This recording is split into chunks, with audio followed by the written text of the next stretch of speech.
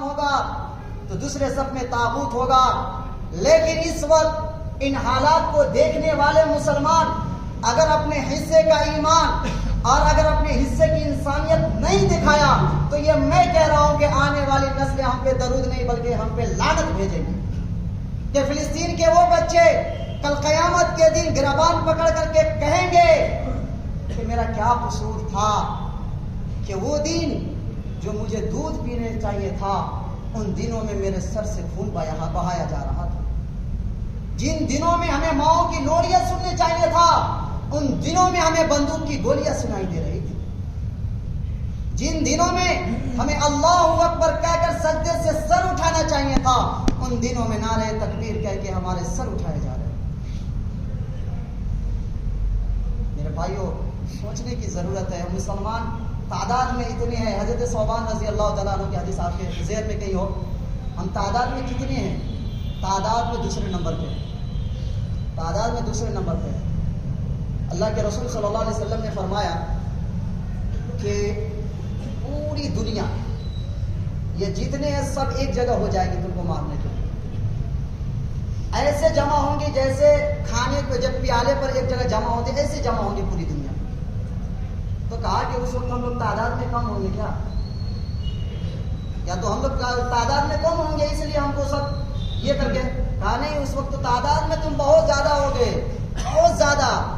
تمہارے پاس 57 ممالک ہوں گے, 57 ممالک تمہارے پاس ہوں گے. لیکن کتنے ہم تعداد میں ہیں.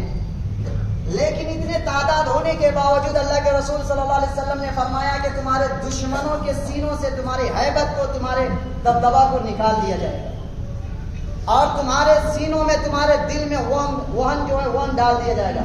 وہن کیا ہے؟ کہا کہ دنیا کی محبت اور موت سے نفرت یہ تمہارے دلوں میں ڈال دیا. دیکھیں تعداد میں ہم کتنے ہیں اور ہمارے کتنے حیثیت ہے, ہم کتنے پاور میں ہیں, کیا ہے تو ہم خود جان رہے ہیں.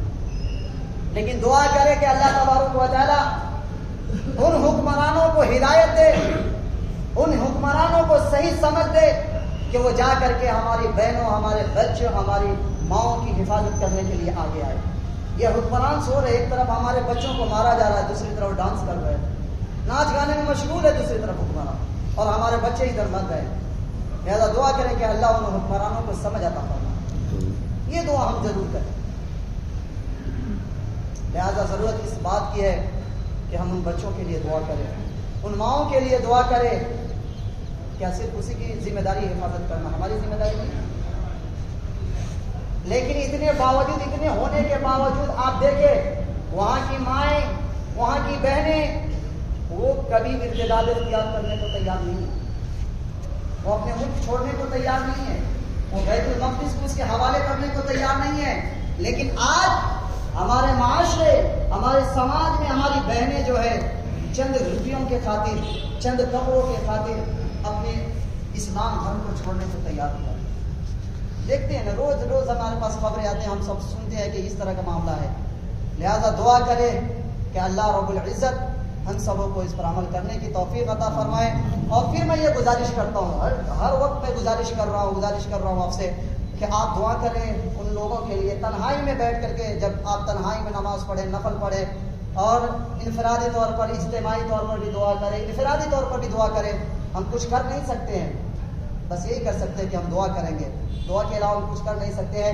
لیکن یہ یاد رکھیے کہ ہم جب تک کہ ہم حصہ نہیں لیں گے, جب تک کہ ہم اپنے آپ کو اس رجسٹر میں نام نہیں لکھوائیں گے, تو کل قیامت کے دن وہ بچے, وہ مائیں, وہ بہنیں سب دامن پکڑ کے, گریبان پکڑ کر کے سوال کریں گے. ہم سے سوال کریں گے کہ ہمیں مارا جا رہا تھا, ہمیں کاٹا جا رہا تھا, تو بھی مسلمان تھا لیکن تو نے کیوں نہیں آیا, کیوں نہیں ہمیں بچایا, کیوں نہیں ہمارے لیے دعا کی. لہذا ضرورت اس بات کی ہے کہ ہم دعا بھی کریں اور جس طرح سے ہو سکے ہم مدد کرنے کی کوشش کریں گے انشاءاللہ. اللہ تعالی ہم سب کو اس پر عمل کرنے کی توفیق عطا فرمائے.